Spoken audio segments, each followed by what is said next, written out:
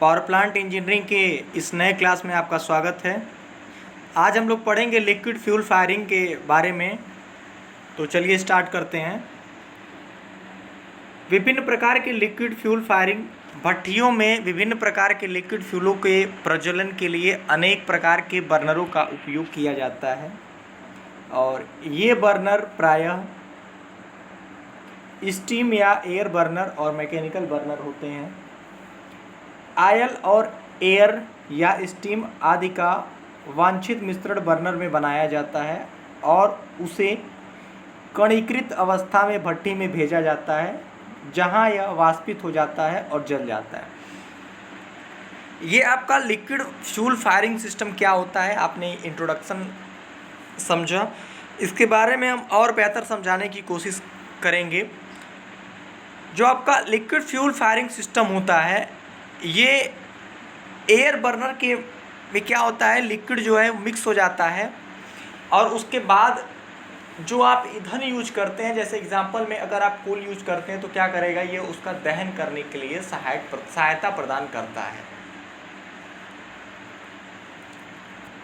अब अगला जो आपका नेक्स्ट टॉपिक है, ये है क्लासिफिकेशंस ऑफ बर्नर, यानी कि बर्नर के वर्गीकरण। आप कह सकते हैं कि बर्नर का वर्गीकरण किसके बेस पे किया जाता है, इसको समझेंगे। जो फर्स्ट बेस है, यानी कि पहला जो आधारित रहता है, वो आयल की क्रिया के आधार पर आधारित रहता है और ये दो प्रकार का होता है। पहला है वाष्पशील बर्नर और दूसरा है कणीकरण बर्नर।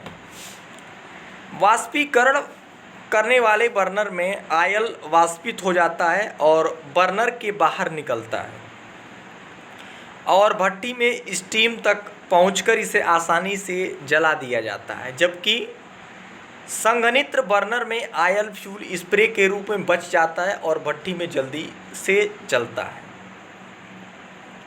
और सेकंड जो बेस्ट है, ये बर्नर के कार्य के सिद्धांत पर आधारित होता है, जो कि स्टीम या एयर बर्नर। और नाउ सेकंड जो होता है, ये होता है मैकेनिकल बर्नर। स्टीम बर्नर में आयल का कणीकरण स्टीम की गतिज ऊर्जा या एयर दाब के प्रवाह द्वारा होती है। इन बर्नर में आयल गुरुत्वाकर्षण के आधार पर भेजा जाता है, जो अनुप्रस्थ खांचों से इंटरनल ट्यूब तक गुजरता है। एक अन्य पाइप बर्नर में स्टीम भेजता है। यह स्टीम तीव्र स्पीड के बर्नर में प्रवेश करती है, आयल के कणों के साथ जुड़ती है और उन्हें संघनित्र करती है, यानी कि कंडेंस करती है। बर्नर में ये छोटे कण वाष्पित होकर जल जाते हैं। अनुप्रस्थ खांचों का आकार स्पिंडल को घुमाकर बदला जा सकता है ताकि आयल का प्रवाह कंट्रोल हो। एयर बर्नर का उपयोग कम कैपेसिटी वाले बॉयलरों में किया जाता है।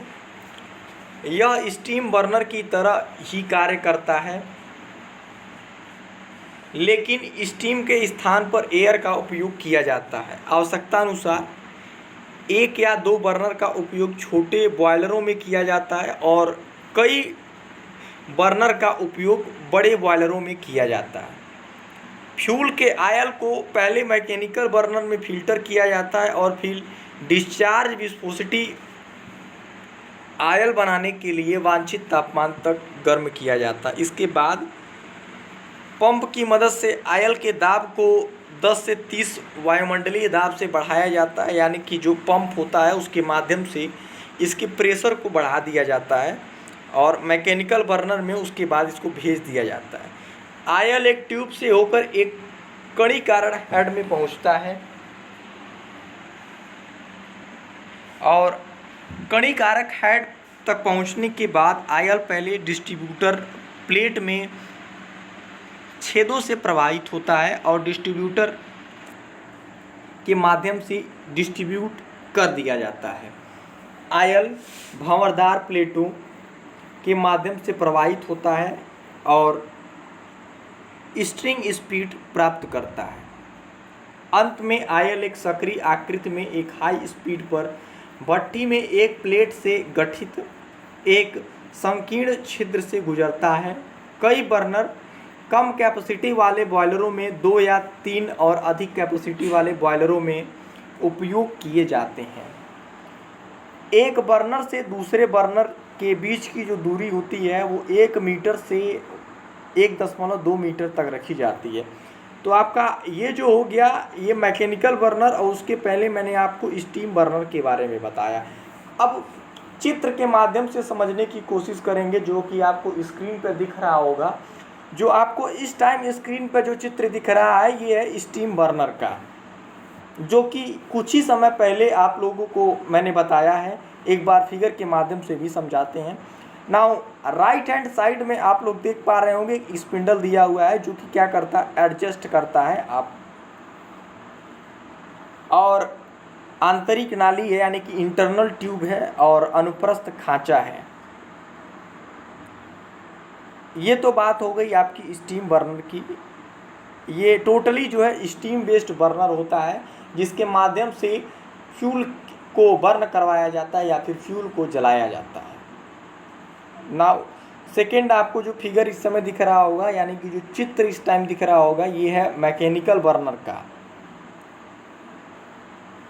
नीचे 3 तरह के गोले टाइप के दिखाए गए हैं, जो कि एक इक्विपमेंट है। पहला वितरक प्लेट यानी कि डिस्ट्रीब्यूटर प्लेट जिसको बोलते हैं इंग्लिश में, और जो बीच में है वो है भंवरदार प्लेट, और नाउ जो राइट साइड में है वो है निकास प्लेट। निकास प्लेट को और भंवरदार प्लेट को और वितरक प्लेट को लगभग एक ही जगह लगाया जाता है। बस निकास प्लेट और भंवरदार प्लेट नीचे रहती हैं, और जो आपका डिस्ट्रीब्यूटर प्लेट रहता है ये ऊपर की तरफ स्थित होता है, और जो सबसे टॉप वाला जो सिरा होता है ये कणीकारक सिरा उसको बोलते हैं। अब जो अगला टॉपिक है ये है गैस फ्यूल फायरिंग।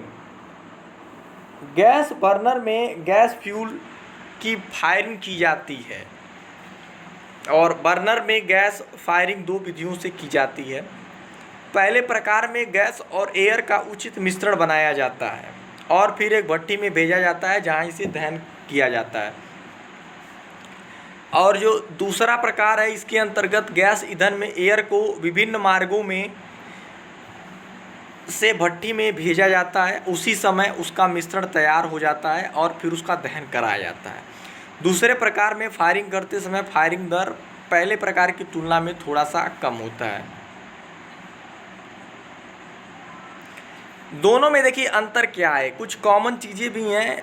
आप गैस का और एयर का मिक्सचर दोनों में बना रहे हैं, बस डिफरेंस एक ही यानी कि अंतर एक ही है कि पहले वाले प्रोसेस में आप गैस और एयर का प्रोसेस पहले ही तैयार कर ले रहे हैं, और जो दूसरा आपका प्रोसेस है उसमें क्या है कि गैस और एयर को आप डिफरेंट टाइप्स ऑफ मार्ग के माध्यम से आप भेज रहे हैं, और उसके बाद वो उसी मार्ग में क्या हो रहे हैं, एक दूसरे से मिलकर मिश्रण तैयार कर रहे हैं, और फिर उसके बाद वो फ्यूल का या ईंधन का दहन करवाते हैं।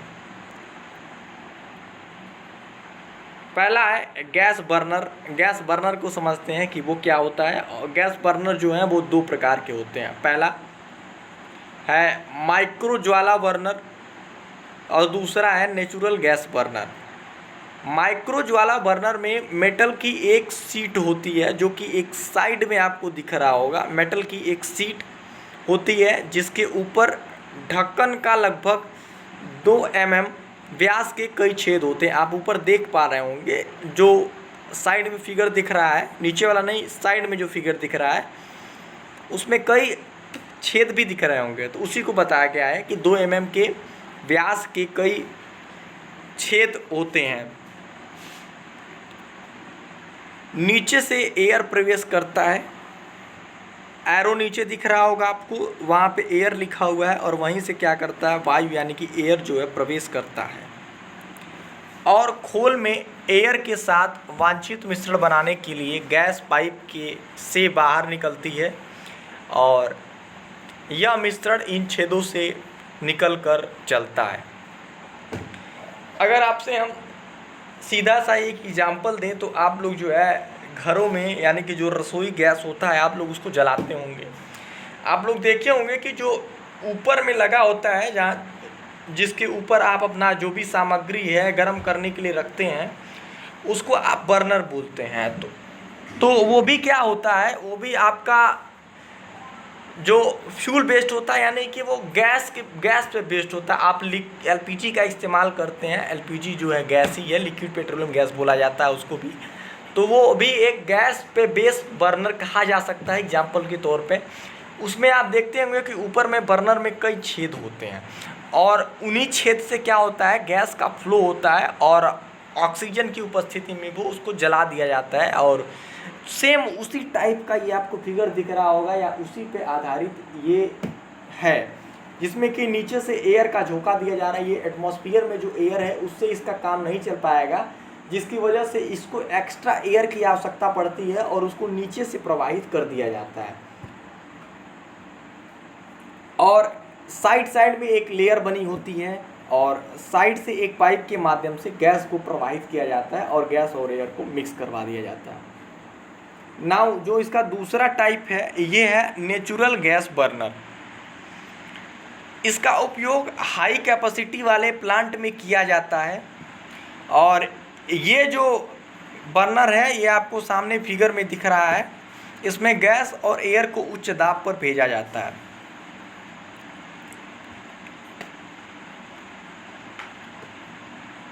अब अगला जो टॉपिक है ये है इंजेक्ट बर्नर। इंजेक्ट बर्नर में गैस को उच्च दाब पर भेजा जाता है जो एयर के साथ साथ भट्ठी में एयर को पहुंचाता है। कुल दहन सुनिश्चित करने के लिए फोर्स फैन द्वारा अतिरिक्त हवा की आपूर्ति की जाती है। अब इसमें जो इंजेक्ट बर्नर में जो हवा की यानी कि एयर की ज़रूरत होती है, ये एक फैन के द्वारा यानी कि एक पंखे के द्वारा उसकी आपूर्ति की जाती है या उसकी हवा की रिक्वायरमेंट को पूरा किया जाता है। नाउ नेक्स्ट है वेंचुरी बर्नर। वेंचुरी बर्नर का आप फिगर भी देख पा रहे होंगे जैसा कि स्क्रीन पे दिखाया जा रहा है इस समय। इसके जो मुख्य भाग होते हैं ये नोजल और वेंचुरी थ्रोट है। अब ये वेंचुरी आप थ्रोट क्या होता है ये आप लोग जानने की कोशिश करेंगे, ये आपके समझ में नहीं आ रहा होगा। ये टोटली आप अगर आप मैकेनिकल ब्रांच से रहते तो आपको समझ में आता कि वेंचुरी थ्रोट होता क्या है। जब कोई भी फ्लो गैस या वाटर फ्लो को एक नोजल के माध्यम से प्रवाहित कर दिया जाता है यानी कि उसका व्यास किनारों पे कम कर दिया जाता है तो वो एक वेंचुरी बन जाता है और जिससे कि उसका प्रेशर ज़्यादा हो जाता है। जिसको हम उसके रास्ते प्रवाहित करेंगे उसका प्रेशर बढ़ जाएगा। जब गैस फ्यूल नाजल के माध्यम से बहता है तो नाजल का अनुप्रस्थ काट लगातार कम कर दिया जाता है यानी कि एक किनारे पर ज़्यादा रहेगा और दूसरे किनारे पर कम रहेगा। एक किनारे पर सबसे ज़्यादा रहेगा और दूसरे किनारे पर सबसे कम रहेगा, यानी कि आप ये कह सकते हैं कि कुछ वी आकार का होगा, जिससे गैस की स्पीड बढ़ जाती है और दाब कम हो जाता है। गैस तीव्र स्पीड से वेंचुरी थ्रोट से निकलती है जिससे थ्रोट के आसपास का वैक्यूम खाली हो जाता है और आसपास की प्राइमरी एयर को सक करता है और उसी को क्या करता है, गैस में मिला देता है। दहन के लिए अतिरिक्त एयर अर्थात सेकेंडरी एयर को मिश्रण के भट्ठी में प्रवेश के स्थान पर भेजा जाता है। अब ये फिगर देखते हैं। नाउ जो राइट हैंड साइड में है यहाँ आपका कंबंशन चैम्बर दिखाया गया है। ऊपर से द्वितीयक वायर यानी द्वितीयक एयर यानी कि सेकेंडरी जो एयर है उसको वहाँ से ऊपर से इन कराया जाता है या प्रवेश करवाया जाता है। और लेफ्ट हैंड साइड में वेंचुरी क्रॉस सेक्शन दिखाया गया है जो कि उसी आकार का दिख रहा है जैसा कि मैंने बताया। और एक नोजल दिख रहा है जिसके माध्यम से आपकी गैसें जो है प्रवाहित होती हैं। प्राथमिक एयर को लेफ्ट हैंड साइड से ही प्रवाहित करवाया जा रहा है और उसमें क्या कर दिया जा रहा है, जो गैस है उसमें आपस में मिल जाती है और कंबंशन चैम्बर में जाके उसका दहन हो जाता है।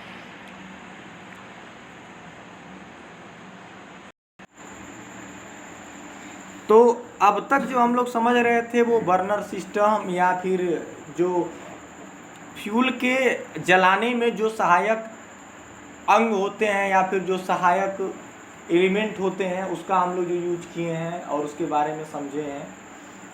और अब जो है हमारा कुछ नया टॉपिक है जब हम फ्यूल को जला देते हैं, या ये कहें कि जब हम ईंधन को जला देते हैं, अब ये ईंधन कई प्रकार के हो सकते हैं, जैसा कि पेट्रोल भी हो सकता है, डीजल भी हो सकता है, और कोयला भी हो सकता है, जिसको आप सॉलिड फ्यूल के अंतर्गत जानते हैं। तो अगर आप डीजल को जलाएंगे या बर्न करवाएंगे या पेट्रोल को जलाएंगे, तो उनके द्वारा कुछ फ्लू गैसें निकलेंगी जो कि गर्म होंगी, लेकिन राख नहीं निकलेगा। लेकिन अगर आप सॉलिड फ्यूल को जलाएंगे तो वहाँ क्या निकलेगा, वहाँ बाद में राख बन जाएगा। गर्म गैसें जो होंगी, फ्लू गैसें, वो तो निकल जाएंगी और उसके बाद राख बच जाएगा। और राख को अंग्रेजी में ऐश बोलते हैं, जिसकी इंग्लिश होती है ASH, जो कि आपको स्क्रीन पे दिख रहा होगा। तो हम उसी से रिलेटेड पढ़ेंगे कि जो ऐश है उसको कैसे डिस्पोज किया जाता है। तो नाउ अगर आपका नेक्स्ट अगला जो टॉपिक होगा ये होगा ऐश डिस्पोजल। तो स्टार्ट करते हैं, इसको भी पढ़ते हैं और जानने की कोशिश करेंगे। हम आशा कर रहे होंगे कि आपको बेहतर तरीके से समझ में आ रहा होगा। तो स्टीम पावर प्लांट में कोयले का दहन अत्यधिक ऐश जनरेट करता है। जाहिर सी बात है, जब कोयला जलेगा तो ऐश तो यानी कि राख तो बनेगा ही बनेगा। अगर आप कोयला नहीं जलाएंगे तो राख नहीं बनेगा, कोयला जलाएंगे तो राख बनेगा। आप लोग ठंडी में जानते ही होंगे, जब लकड़ी जलाते होंगे तो कितना राख बनता है, उससे आप लोग वाकिफ भी होंगे। और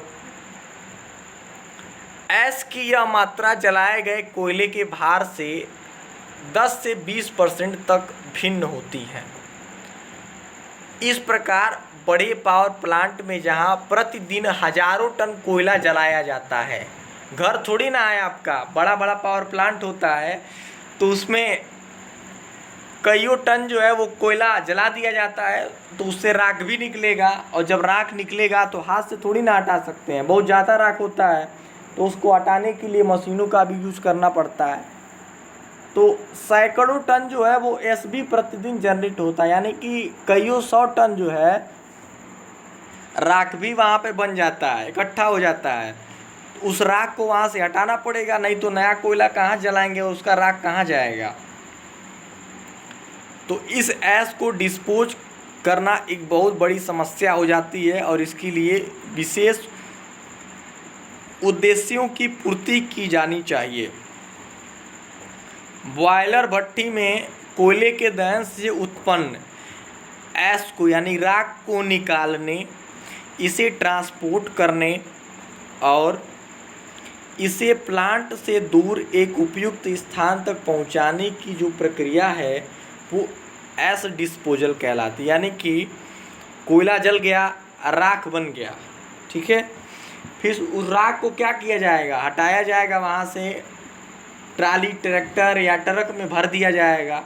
और जब उसको उसमें भर दिया जाएगा तो एक स्थान से दूसरे स्थान तक उसको ले जाने में ट्रांसपोर्ट की सहायता लेगी, जो कि ट्रक या आपका ट्रैक्टर के माध्यम से ले जाया जाएगा और उसे वहाँ पे डिस्पोज कर दिया जाएगा।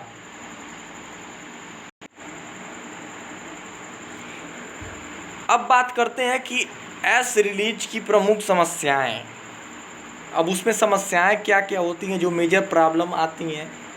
पहला, ऐश का तापमान अधिक होता है। जाहिर सी बात है, कोयला जला होगा तो ऐश का तापमान भी कुछ ना कुछ तो होगा, और ये तापमान ज़्यादा ही होता है। दूसरा, इसमें क्लिंकर के रूप में बड़े द्रव्यमान हो सकते हैं। तीसरा, यह संक्षारक और अपघर्षक है। इसमें विषैली गैसें होती हैं और धूल के कण पाए जाते हैं, तो वातावरण को प्रदूषित भी ये करेंगे अगर धूल के कण पाए जाएंगे तो। अब अगला है ऐश रिलीज की आवश्यकता, नीड ऑफ ऐश डिस्पोजल, यानी कि ऐश को वहाँ से हटाने की ज़रूरत क्यों पड़ती है। यदि ऐश पिट के एकत्र ऐश को हटाया नहीं जाता है तो भट्टी के नीचे एयर का जो मार्ग है वो अवरुद्ध हो जाता है, ताकि फ्यूल के दहन के लिए आवश्यक एयर बॉयलर में प्रवेश कर सके। अब ये जो पहला पॉइंट है इसको मैं थोड़ा विस्तार से बताने की कोशिश करूँगा क्योंकि ये पॉइंट जो है बहुत इम्पॉर्टेंट है। अब देखिए, जब कोयला जल जाता है तो वो कोयला जो जलता है तो वो एक जाली पे व्यवस्थित होता है, यानी कि जाली के ऊपर कोयला रखा होता है और उसको जला दिया जाता है। फिर जब वो कोयला जल जाता है तो वो राख बनता है, और वो राख जो है वो उसी जाली के नीचे आ जाता है और उस जाली के नीचे जो है एकत्रित होने लगता है। जब वो जाली के नीचे एकत्रित हो जाएगा तो उसकी भी कुछ सीमाएं होंगी, कुछ जगह होगी वहाँ पर। तो जब वो जगह भर जाएगा और उसी के साइड से क्या किया जाता है, नीचे से ही राख जहाँ पे एकत्रित होता है उसी के साइड से ही एयर को भी प्रवाहित किया जाता है। तो जब राख वहाँ पे पूरी तरह से भर जाएगा तो एयर जो है वो अच्छी तरह से नीचे से प्रवाहित नहीं हो पाएगा। तो जब एयर अच्छी तरह से प्रवाहित नहीं हो पाएगा तो कोयला आगे जलेगा नहीं, और तो ये समस्याएं बहुत बड़ी समस्याएं बन जाती है, जिसकी वजह से राख को वहाँ से हटाने की ज़रूरत पड़ती है। तो ये पहला पॉइंट था जो कि बहुत इम्पॉर्टेंट पॉइंट था, इसको मैं समझाया हूँ और बेहतर तरीके से समझ में भी आया होगा। अब बात आती है दूसरे पॉइंट की। जो राख होता है ये बहुत हल्का होता है, जानते ही होंगे आप लोग। जब कोई सॉलिड फ्यूल यानी कि लकड़ी वगैरह जब जलाते होंगे, आजकल तो लोगों के घरों में जो है लकड़ी नहीं जलाया जाता है। कुछ हो सकता है कुछ अपवाद लोग होंगे जिनके घरों में अभी भी लकड़ी जलाया जाता है। गवर्नमेंट इतना काम कर रहा है लकड़ी लोगों को ना जलाना पड़े। रोग काला नहीं हो रहे हैं इस समय, इसीलिए कि लोग जो है एलपीजी का इस्तेमाल कर रहे हैं घरों घरों में। पता नहीं कौन सा एक से एक जो है प्रधानमंत्री के अंतर्गत योजनाएं चल रही हैं, जिसकी वजह से लोगों को घर हर एक घर में देखते हैं आजकल एलपीजी हो गया, काफ़ी सस्ता मिलने लगा है। तो ऐस जो है वो बहुत यानी कि राख हल्का होता है, क्योंकि वो जल जाता है तो वो हल्का हो जाता है। सब जला हुआ हल्का ही हो जाता है। जब आदमी मर जाता है तो जल जाता है, हल्का ही हो जाता है। शुरू में जब ले जाते होंगे आप उसको टांग कर देखते होंगे, बड़ा भारी रहता होगा। तथा बॉयलर में प्रवेश करने वाले एयर के साथ मिलकर इसके विशिष्ट पार्ट और ट्यूब पर जम जाता है। हीट और इंसुलेटर होने के कारण भी ट्रांसफर में बाधा उत्पन्न होती है। देखिए, अब ये दूसरा पॉइंट क्या कह रहा है, इसको समझने की कोशिश करिएगा। ये जो दूसरा पॉइंट है ये कहता ये है कि ऐस हल्का होता है और ये बॉयलर के जो भी एलिमेंट होते हैं उसमें ये घुस जाता है और पार्ट वगैरह पे जम जाता है, जिसकी वजह से काफ़ी दिक्कतें होती हैं। और इस दिक्कत की भी वजह से ऐस को वहाँ से हटाने की आवश्यकता होती है। नाउ नेक्स्ट थर्ड पॉइंट, उच्च तापमान पर ऐस मेल्ट भी हो सकता है और भट्ठी की दीवारों में चिपक सकता है। मेल्ट को हिंदी में अगर बोले तो वो गल सकता है, ठीक है। तापमान जब ज़्यादा होगा तो जो राख है वो गल जाएगा, और जब वो गल जाएगा तो वो बॉयलर वायर या भट्ठी की सतह पर ऐसा जम जाएगा, उसको छुड़ाने में बड़ी समस्या आएगी। तो जाहिर सी बात है ज़्यादा समस्याओं का ना सामना करना पड़े, इसकी वजह से आसानी यही होगा कि वहाँ से राख को हटा लिया जाए। अगला पॉइंट है, गर्म कणों के साथ ऐस कण वायुमंडल में चले जाते हैं और वायुमंडल को प्रदूषित करते हैं। अब ऐस डिस्पोजल में किया जाने वाला कार्य, पहला है ऐस पर पहले जल का छिड़काव किया जाता है। यह ऐस के तापमान को कम करता है, क्योंकि कोयला जलते हुए ही क्या करता है, राख नीचे की तरफ होता है, प्रवाहित होता है। तो जब वो नीचे की तरफ आता है तो हीट रहता है, जिसकी वजह से अगर उसको ट्रांसफ़र करने में दिक्कतें आती हैं, और तो पानी की बूंदों का छिड़काव कर दिया जाता है, जिसकी वजह से तापमान उसका कुछ कम हो जाता है। जहरीली गैसों को निकालता भी है ये, और बड़े क्लिंकर को विभाजित करता है और ऐस के संक्षारण प्रभाव को भी समाप्त कर देता है। जो दूसरा पॉइंट है ये है, ऐस को फिर भट्टी से निकाला जाता है। इसके निकालने वाली ऐस को उपयुक्त विधि द्वारा बंकरों में ले जाया जाता है, और बंकर में एकत्र की गई ऐस को कुछ ट्रांसपोर्ट विधि द्वारा कहीं और ले जाया जाता है, और अंत में डंप किया जाता है।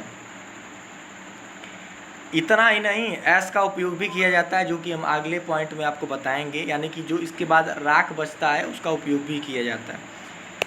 ऐश का उपयोग भवन निर्माण सामग्री, खाद और भूमि भैंस के लिए किया जा सकता है या किया भी जाता है। अब ये जो राख है ये भी बहुत ही काम की चीज़ होती है। आप लोग जो देखते होंगे राख से ईंट भी बनता है, ठीक है। राख जो है वहाँ भी एक मटेरियल के तौर पर इस्तेमाल किया जाता है, जिसका उपयोग भवन निर्माण में, खाद में आप देखते होंगे खाद जो है वो काला काला आता है, जिसमें कि राख का उपयोग किया जाता है और वो उर्वरक की भी भूमिका निभाता है।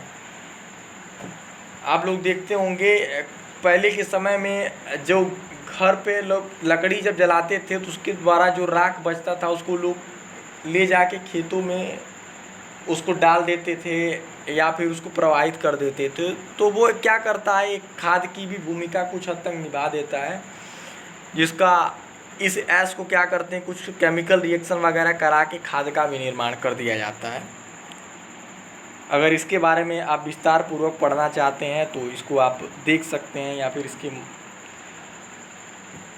पढ़ने के कई सारे रास्ते हैं, आप उसके माध्यम से इसको पढ़ सकते हैं।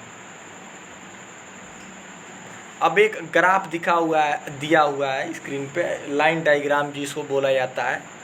फर्नेस से राख निकला, फिर निर्वर्तन प्रणाली, उसके बाद बंकर आदि में राख को एकत्र करना, फिर राख परिवहन की विधियाँ यानी कि ट्रांसपोर्टेशन मेथड, और उसके बाद उसका जो अंतिम रूप से निर्वहन है या निर्वर्तन है वो कर दिया जाता है। तो ये आपका हो गया ऐश डिस्पोजल का ब्लॉक डायग्राम।